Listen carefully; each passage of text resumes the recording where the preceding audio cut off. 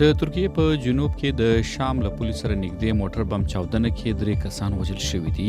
د جمعې په ورځ تر پیښې وروسته د ترکیې ولسمشر طیب اردوغان په استانبول کې خبريالانو ته ویل دا وخت 3 شامي وګړي وژل شوي دي.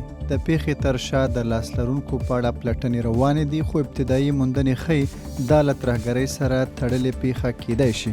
لا هم تر دې دمه د یادې پیښې ذمهواري چا نه ده منلې.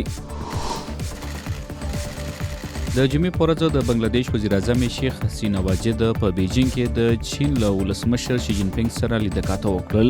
د دې خبرو جزئیات نه دي پټ کړل شوي، خو د چین سرکاري رسنۍ وایي چې د زیارت په ورځ حسینه واجد له چینایي مشرانو سره په یوې کړۍ او یوې لار پروژه کې د همکارۍ په زیاتولو سره شوي.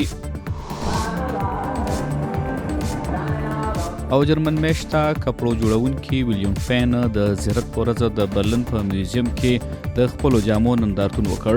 د ماډلانو د 2020 کال د پسرلي او اوړي لپاره جوړې جامې په تن کړې وي. دا کالي په داسې ډول جوړ کړل شوي چې د پخوانو وختونو فیشن پکې هم تر سترګو کېږي.